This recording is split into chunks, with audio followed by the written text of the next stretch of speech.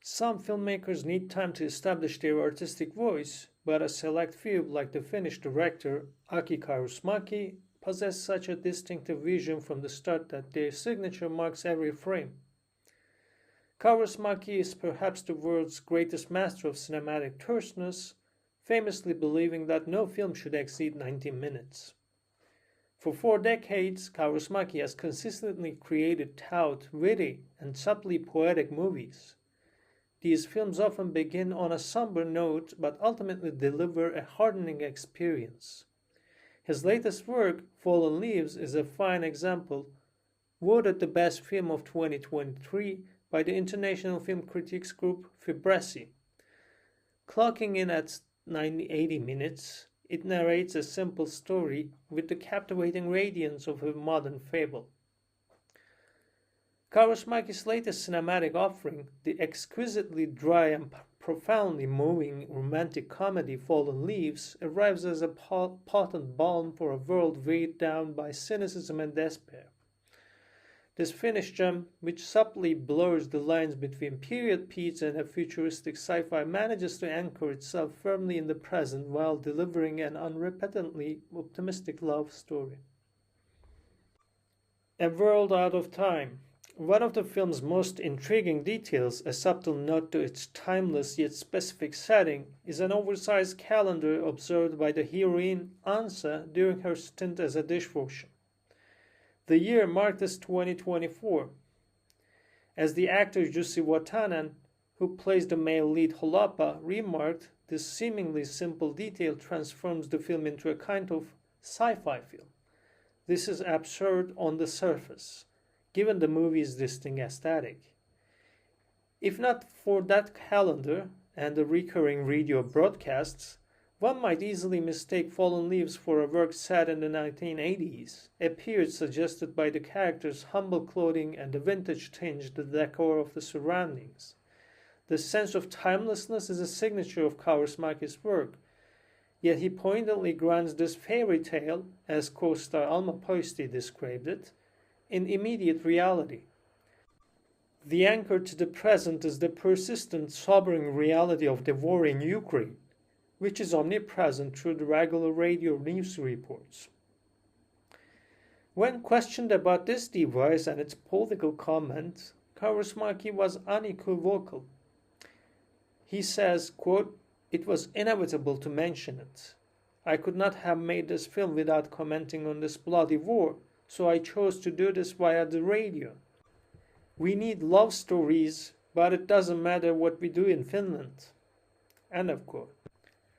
This juxtaposition, which is the quiet pursuit of love against the backdrop of global conflict, is part of the film's disorienting yet magical power, encouraging the audience to throw logic out of the window.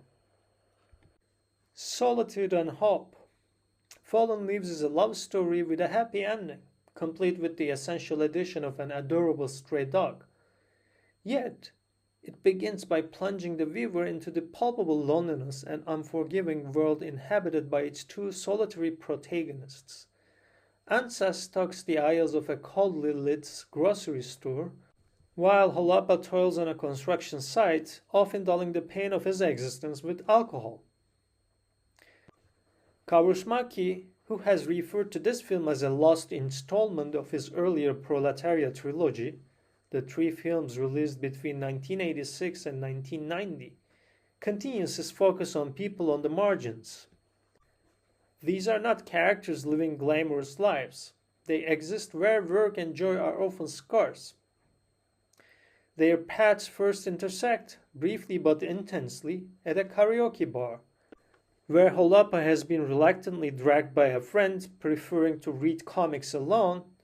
Their subsequent collisions across Helsinki, including Ansa finding Holappa passed out at a bus station, eventually lead to tentative steps towards a connection. A coffee date evolves into an evening excursion to the cinema, featuring a cheeky nod to the director Jim Jarmusch with a screening of the zombie flick The Dead Don't Lie. Obstacles, Trope and Trauma. The road to romance is anything but smooth, pitting conventional rom-com obstacles against deeper, more painful impediments. On the lighter side, Holapa loses Ansa's phone number when it really sweeps away as he reaches for a cigarette. More profoundly, Ansa, despite her growing infatuation, is wary of Holapa's dependence on alcohol. She refuses to allow herself to come second to his addiction, a boundary set by her past experiences with her father and brother. This is not a superficial barrier. It is a painful, realistic obstacle that gives the film's happy ending its true weight. Crucially, the film avoids becoming a dour exploration of love lost. It is, by its conclusion, downright life-affirming. As part of the saga, Ansa takes in an adorable stray dog played by Kaurismäki's own pet, Alma. The dog settles immediately next to Ansa to her twin bed, providing an early comfort and a symbol of companionship that exists even before Holapa's return. Precision and playfulness. A Kaurismäki set is famously unusual, characterized by a preference for painterly, exacting visual construction.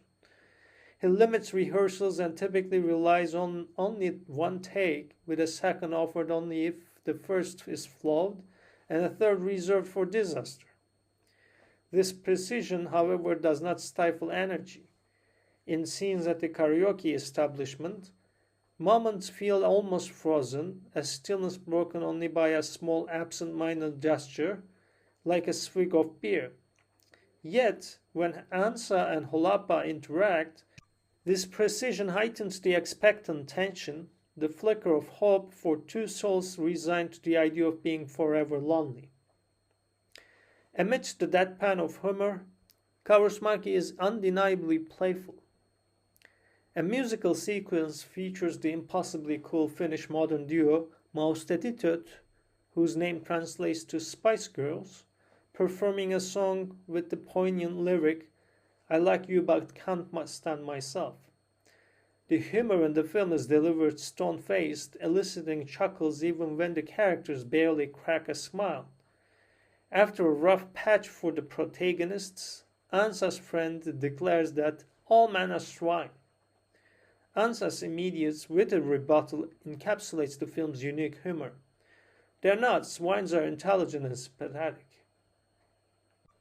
This blend of humor in the face of desperation, which culminates in an ending as tender as any classic Hollywood rom-com, is what makes Fallen Leaves such a cinematic gift. As Alma Poisty suggested, the film champions the idea that caring for each other is a counterforce of cynicism. And as long as you care for each other, then you have strengths and you have some power in life. Fallen Leaves is a testament to the notion that a serious film doesn't need to wrestle with humanity's ills through grim exposition. Instead, this rom-com from a great author offers a much-needed balm, proving that optimism and connection are truly timeless, no matter the year on the calendar.